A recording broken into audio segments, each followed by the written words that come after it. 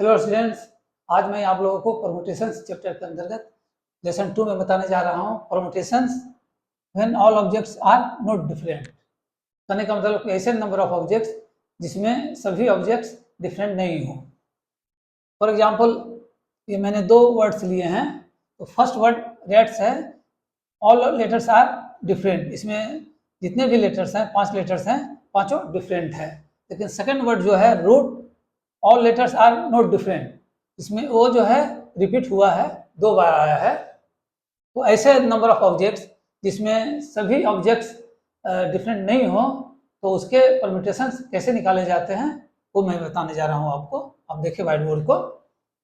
मैंने एज्यूम किया हुआ है, let there be n objects in which p1 objects are identical of one kind, p2 objects are identical of second kind, उसी तरह से p3 objects are identical of third kind and rest objects are, that is n minus close bracket में p1 plus p2 plus p3 are different objects।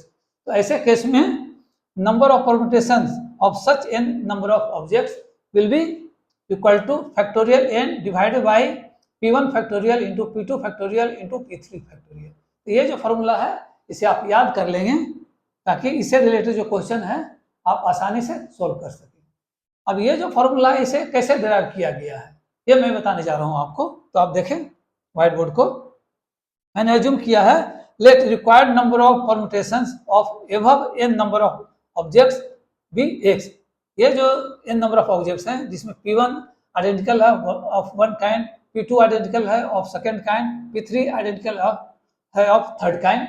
तो ऐसे number of objects का permutation मैंने मान लिया है x है। अब हम जानते हैं, we know number of permutation of k different things is factorial k। ये हम जानते हैं, ये जो मैंने पिछले लेसन में आपको बताया हुआ है। इस कॉन्सेप्ट का यूज करेंगे हम। देखिए, we have p1 objects identical of same kind among themselves. For the time being हम लोग क्या करते हैं, we replace p1 identical objects by p1 different objects which are also different from rest objects. Then number of permutations will be x into p1 factorial। इसी तरह से if we replace p2 identical objects by p2 different objects, then number of permutations will be x into p1 factorial into p2 factorial। Again, if we replace p3 identical objects by p3 different objects, then number of permutations will be x into p1 factorial into p2 factorial into p3 factorial। तो ये जो हमने process किया, ये जो activities किया, इसका मतलब क्या हुआ? Now by doing these activities we have now all n objects different, so number of permutations should be factorial n, that means x into p1 factorial into p2 factorial into p3 factorial will be equal to factorial n। thus x will be equal to factorial n divided by factorial p1 into factorial p2 into factorial p3। ये जो formula है इसे हमने इस तरह से derive कर लिया। अब चलिए हम लोग एक क्वेश्चन सोल्व करते हैं जिससे आपको ये जो फॉर्मूला है समझने में आसानी होगी। अब देखिए क्वेश्चन को। क्वेश्चन है, how many arrangements, that means permutations, can be made using letters of word mathematics।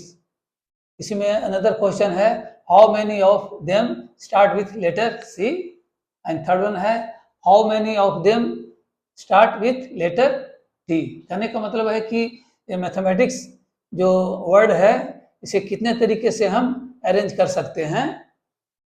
Second है कि इसे कितने तरीके से अरेंज कर सकते हैं इस तरह से कि इसमें फर्स्ट लेटर सी हो।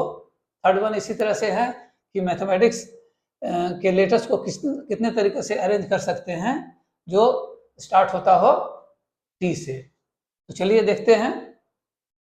तो यहाँ पे जैसे मैंने बताया, देयर आर 3 क्वेश्चंस, इसलिए लिखा मैंने हियर देयर आर 3 क्वेश्चन। तो पहले देखिए, the word mathematics has 11 letters. तो ये जो वर्ड मैथमेटिक्स है इसमें 11 लेटर्स हैं। इन विच एम जो है वो 2 बार आता है, ए है 2 बार आता है और t जो है 2 बार आता है, रेस्ट ऑल आर डिस्टिंक्ट। इस तरह से n जो है यहाँ पे 11 होगा क्योंकि टोटल 11 लेटर्स हैं। 10 number of arrangements oblique permutations of letters of given word. कितने तरह के परम्यूटेशन हो सकते हैं या अरेंजमेंट हो सकते हैं, तो फार्मूला पे आप बैठा दीजिए। यहाँ n मैंने लिखा हुआ 11, तो 11 हो जाएगा यहाँ पे n की जगह, ये फार्मूला हो गया।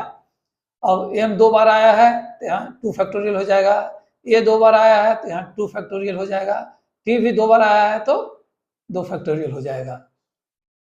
अब यहाँ हो गया 11 फैक्टोरियल, इसे जब सिंप्लीफाई करेंगे तो हो जाएगा divide by 8।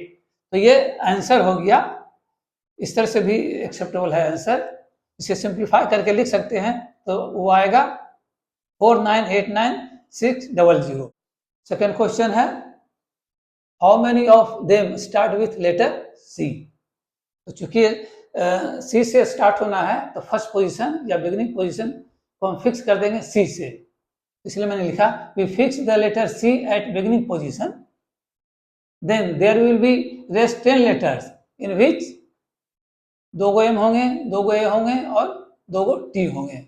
So number of words starting with letter c will be equal to number of arrangement या फिर कहें number of permutations of 10 letters out of which 2 m होंगे, 2 a होंगे और 2 t होंगे और रेस्ट डिस्टिंक्ट लेटर्स होंगे। This will be equal two factorial 10 divided by factorial 2 into factorial 2 into factorial 2, this will be equal to factorial 10 divided by 8। तो ये भी acceptable है आंसर, लेकिन इसको जब हम सिंप्लीफाई करेंगे तो ये आंसर आ जाएगा। This will be equal to 4536600। Third question है how many of them start with letter T. तो आप देखें यहाँ here we have to find out arrangements of 11 letters starting with T. Let each of these arrangements, जितने भी arrangements बनेंगे 11 letters के, उसमें से हर एक जो अरेंजमेंट होंगे उसके लिए हमें माना है let each of these arrangements start with letter T, then out of remaining 10 letters there will be 2m 2a with rest distinct letters. तो नंबर ऑफ अरेंजमेंट्स या यूं कहें permutations starting with letter T will be factorial 10 divided by factorial 2 into factorial 2. This will be equal to factorial 10 divided by 4। ये भी answer सही है और इसको जब सिंप्लीफाई करेंगे तो आ जाएगा 907200। तो इस तरह से हम इस क्वेश्चन को सॉल्व कर सकते हैं यूजिंग द फॉर्मूला।